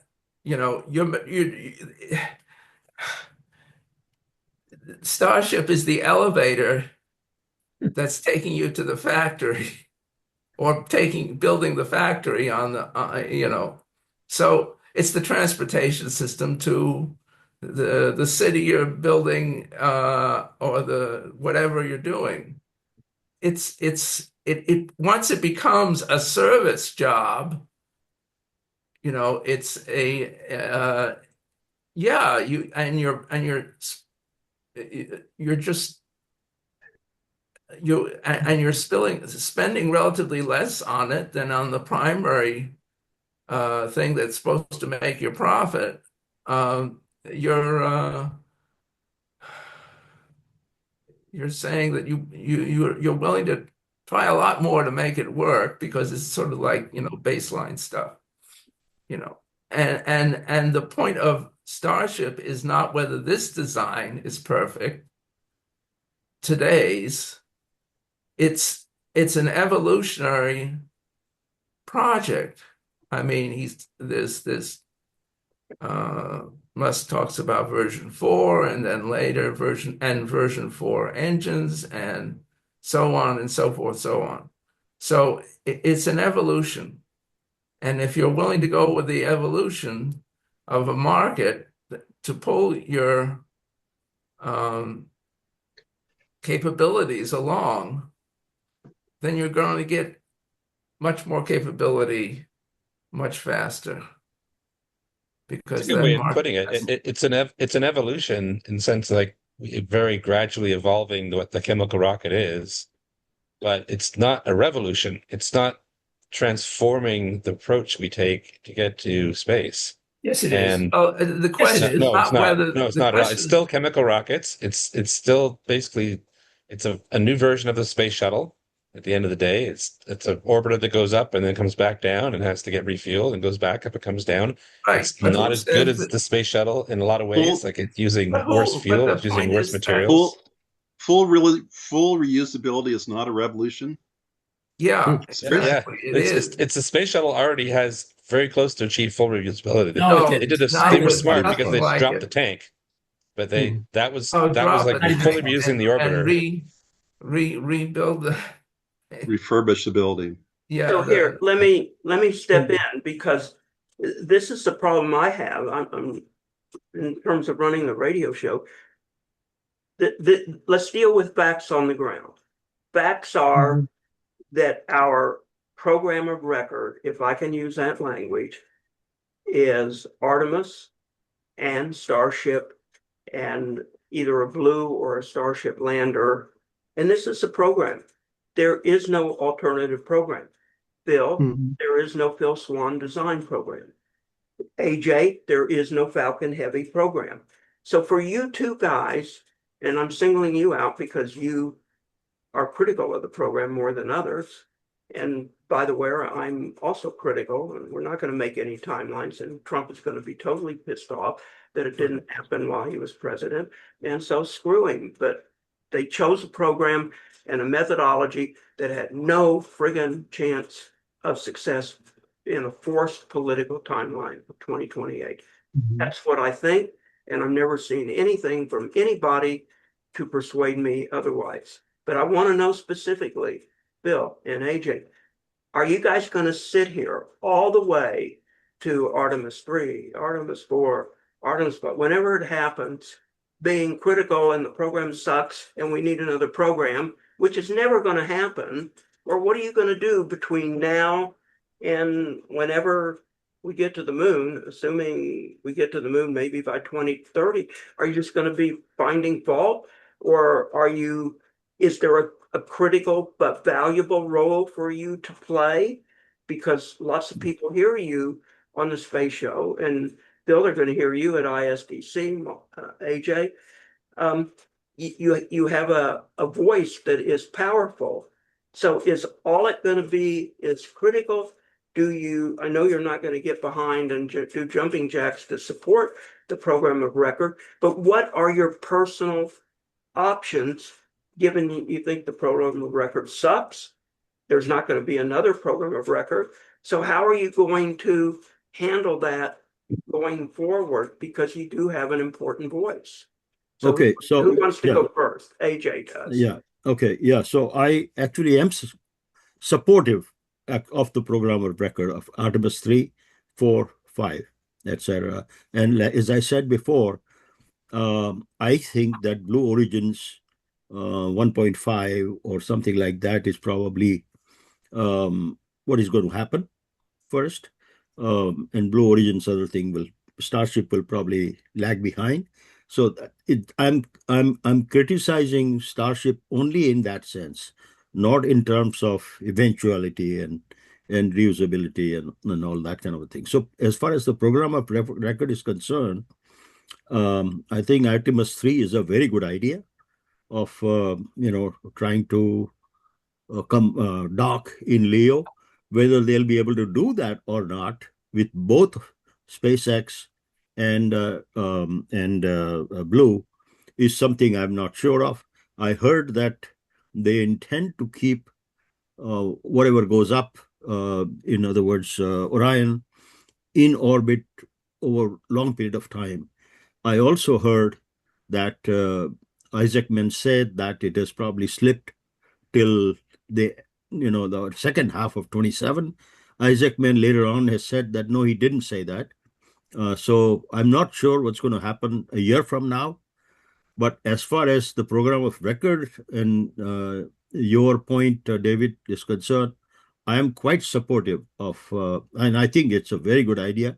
Artemis 3 is a very good idea, and Artemis 4 and 5 are also good ideas, depending on the question is whether, and this is something that Phil Swan has said before, whether we have enough propellant fraction. This is physics, propellant fraction, etc., to put the kind of payload that you need in Leo using Starship, and the total amount that is required for TLI and LOI of propellant, and which boils down to propellant fraction for HLS, for Starship.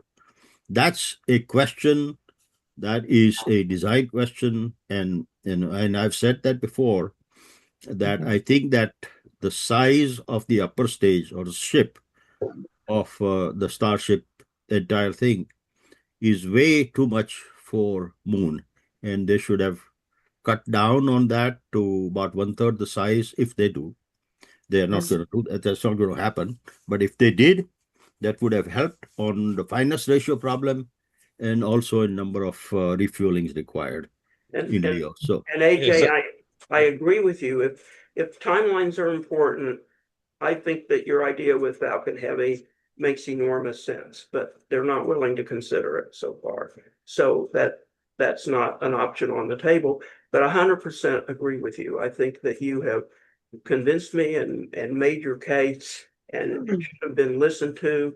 And they do believe timelines are important, but they're not moving. So I think that's unfortunate, and I do not think they're going to make any of these timelines. Bill, Right. Yeah. So I was at Ascend just a few days ago, and I presented at Ascend on what I think we need to evolve towards or change towards. I spoke to some NASA engineers, some very senior people there, and they told me that when it comes to a program like Starship, they don't have much access to the technical details that they need to be able to assess whether or not it will work either. So they're as much in the dark as we are, perhaps not quite as much in the dark as we are, but they said they're enough in the dark and things changed enough or change frequently enough that they can't say for sure if Starship is going to work or not. They don't have an absolute understanding of the performance of that vehicle or that system. And that, by the way, that's part of the reason that guest I had criticizes safety and resigned, because and you heard the program, he said that they're not getting the information they need for proper integration and safety measures from SpaceX.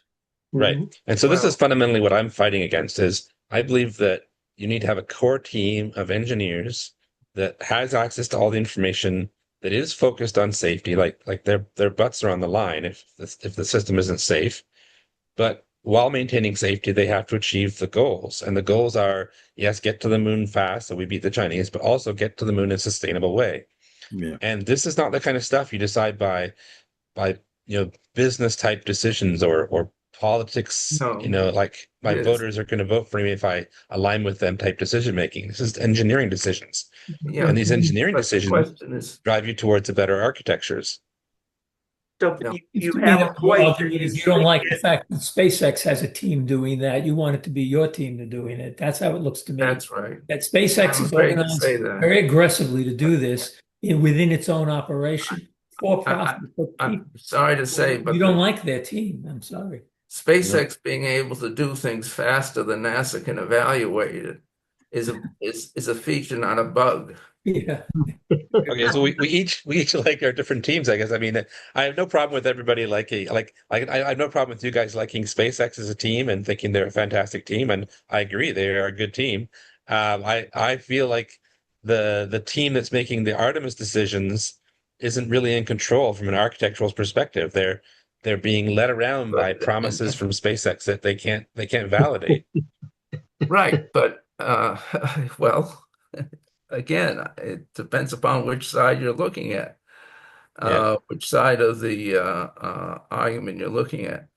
I should point out that SpaceX's team has to answer to investors who have put Right. big money into it. Exactly, they do have That's- someone to answer They to. have to answer to people. Well, those guys I aren't mean, making they're- engineering decisions about rocketry, though. Those guys are making Right. decisions based on, numbers and financial charts and things. No, they're Phil- not. Phil's They're not right. qualified No, to they're not. decide how to launch Right. rockets. If they have a goal of launching, millions of pounds of payload as AI centers or whatever, you can bet that they want to be able to have a vehicle that can do that in a reasonable period of time, and that can do that without a fatality rate that's in terms of the vehicle that is, crazy. They want a reliable vehicle to do that. Look, all the ability to put up Starlink in the numbers that they have has all been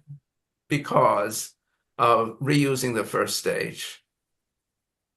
I mean, with 30 to 40 times already, and they're just cycling those things around, and so Well, I mean, I'll give you that. I one think key thing SpaceX. there, and the point is that their solution is not necessarily the solution that would. Their solution is something that evolved out of a combination of trying to make a breakthrough in cost, but also in trying to find the market that would allow them to, have an incentive, create the incentive to make a breakthrough, and this gradually came along, a very, very important developments.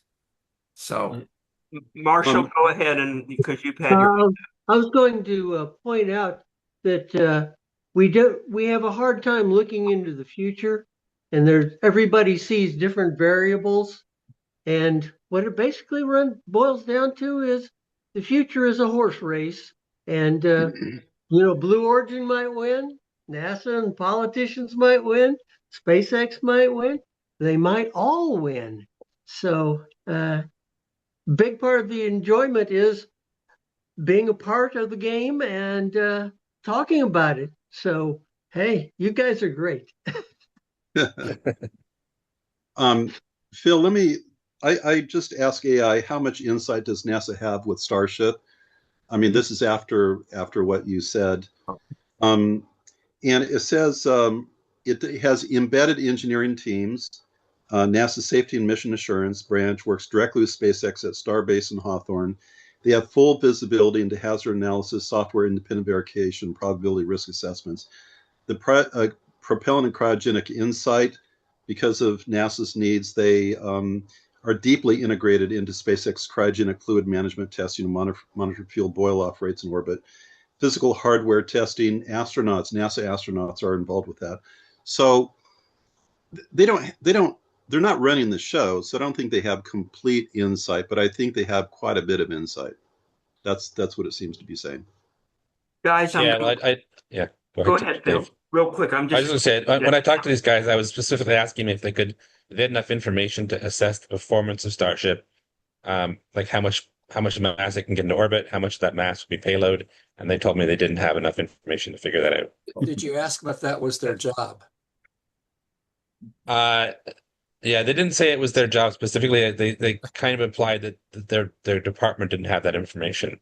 So you're right. I can't be 100% sure that nobody in NASA has that information. guys, I want to wind it down. So if you have something else to say, we'll get you all in, but make it really tight. And we have not heard from Jossie very much, not heard from Sherry, and not heard anything from Idaho John. So if any of you three Yeah. want to So get I'd your like to jump things in here. go for it. Yeah, just real quick. The improvements that SpaceX has made to the new launch site, I think they're building in just rapid reusability. It's going to be very interesting to see how quickly they can turn Oh shit, he froze up. around this cadence. So if they can increase the cadence, and the Raptor the Raptor 3 engine is the configuration that's going to take us to the moon at this point. And that's Musk has applied the algorithm to that engine. It is simplified, and he's deleted all the unnecessary parts. It's ready to rock and roll as soon as they can tune the launch sequence. I think that we're going to see some successes here, and it will be interesting to see orbital refueling demonstrated by the end of the year. Fingers crossed. Sherry, comments? Well, just one that about I was just going to praise the video from the Starlinks itself, the video of the actual rocket in space, and I think that was just really nice to see that. It was something that we've never seen before, and so it's Elon doing things for Elon. It just to me, of course, Elon is a hero. I think that he is one of the most far-sighted individuals, and I think that we're lucky to be living in the same time he is on this planet. That's my contribution. Idaho John, any comment before we break off? Yes. I just wanted to say I don't think anybody puts on a better show than SpaceX. I mean, the images they send back, the completeness they had with that Dodger dog taking off, and then showing Starship in orbit. That they just have the greatest show on Earth. Anybody, Dallas, anybody else want a quick comment, and then I'll close this out with a comment. I just think the proof is in the pudding. We'll see success. We'll know success when we see it, and based on past history, I have to believe they will be successful. Whether it's to a timeline or not, who's to say? Right. But they will be successful.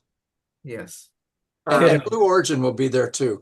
I mean, we can't forget there are two people in the game to get from Earth vicinity, lunar vicinity, down to the moon and back. So Yeah, I'll add up a couple things that are supportive of SpaceX. I think that I don't think NASA would ever have done rideshare, and SpaceX did rideshare, and that has opened up space to a lot of small companies and has been a really valuable thing for the space industry. And I don't think NASA would ever have done Starlink. And again, SpaceX did Starlink, and it's been a really great way to commercialize space and make a lot of money. So I have no question in my mind that SpaceX has been good for the space industry in a phenomenal way, and giving the money up until now has been a great idea. The only concern I have is that we have to reevaluate every single decision we make, and when it comes to the Artemis program, it's very important to reevaluate whether Starship can get us to the moon on time. And on that particular one, I think we might be overextending ourselves by counting too much on SpaceX and not focusing on a solution that's a little bit more architected from the ground up by NASA engineers. Bill, can you tell me what on time means? Well, we might have missed any opportunity to be on time, but I think we can overtake the path that we're on now by reassessing how we just by building a lunar lander as fast as possible, using basically the same lessons we learned from Apollo, and putting that on an SLS or a Falcon Heavy. If it was up to AJ, it would be a Falcon Heavy, or a couple Falcon Heavies, or it could even be on a Blue Origin if they're ready in time.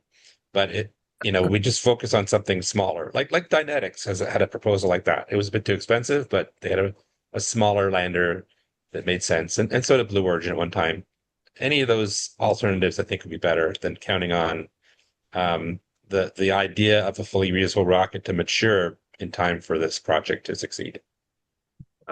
Closing comment. David, I just want hurry up, Bob. Go ahead. I just want to say I want to plug our Tuesday show. If every one of you want to come back, I'm going to be talking this and other issues, and we'd have more of you back on Tuesday to make the audience and the discussion better. That's all. When you say other issues, which issues do you mean? Oh, well, you know me, I talk about all aspects of space and the planetary missions, but I also want to talk about Starlink at greater length and Starliner at greater length and Rocket Lab and Firefly and the various space stations. We got 5 space stations independently, privately owned. And these are things I talk about all the time. And I would love feedback and discussion about all those issues on Tuesday. So for the listeners out there, the Space Show is a listener-supported program, and we are a 501c3 nonprofit, and we do ask for and seek your financial help. If you like this kind of discussion and you like what I affectionately call our wisdom team, then please support us. So on the Space Show website, thespaceshow.com is PayPal and Zelle instructions up in the upper right corner.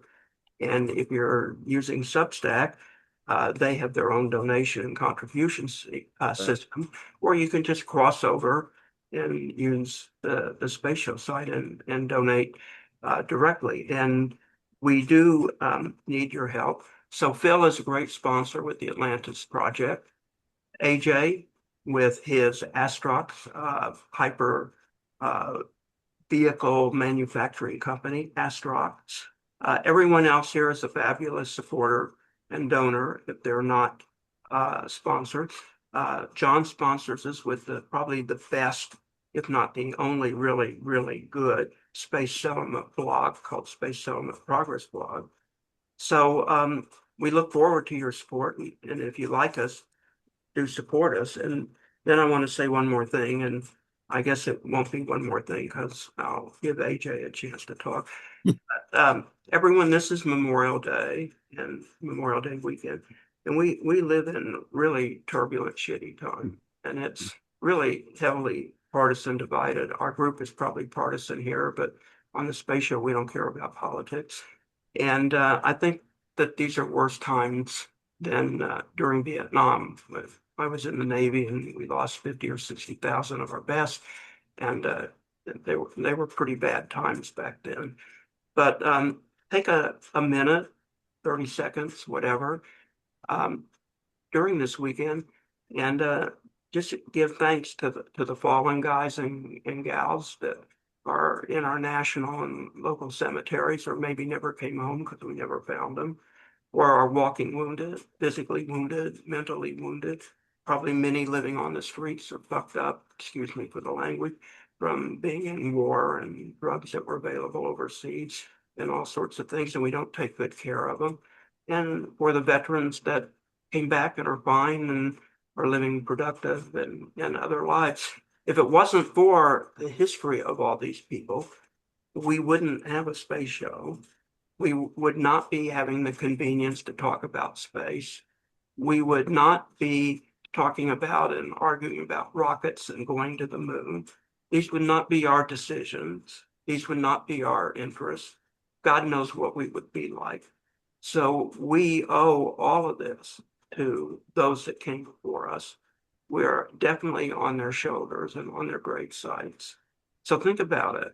And I know we don't agree on anything anymore in this country, but maybe we can agree to give out a great big, really, really super thanks to all of those who have come before us. AJ, you?